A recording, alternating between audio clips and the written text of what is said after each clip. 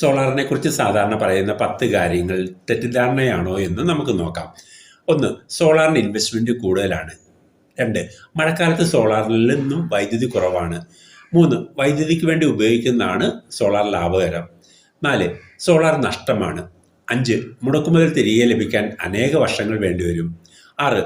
Solar വെച്ചാൽ മറ്റ് ബെനിഫിറ്റുകളൊന്നുമില്ല. 7. Battery system നഷ്ടമാണ്. 8. ലിഥിയം ബാറ്ററി വില കൂടുതലാണ്. 9. വ്യവസായങ്ങൾക്ക് ലാഭം ഓൺ ഗ്രിഡ് ആണ്. 10. സോളാറിന്റെ നിയമങ്ങൾ മാറി നഷ്ടമാകും. ഒന്നാമത്തേലേക്ക് വരാം. സോളാറിന് ഇൻവെസ്റ്റ്മെന്റ് കൂടുതലാണെന്ന് പൊതുവെ ആളുകൾ പറയുന്നു.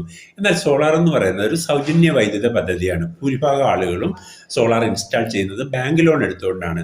On grid, off grid, hybrid, micro inverter തുടങ്ങിയ സോളാർ പ്രോജക്റ്റുകൾ ശരാശരി 3 മുതൽ 9 വർഷം കൊണ്ട് കറണ്ട് ചാർജ് കൊണ്ട് തന്നെ ലോണിന്റെ മുതലും പലിശയും അടഞ്ഞു തീരും. അതായത് സോളാർ ഇൻസ്റ്റാൾ ചെയ്യുന്ന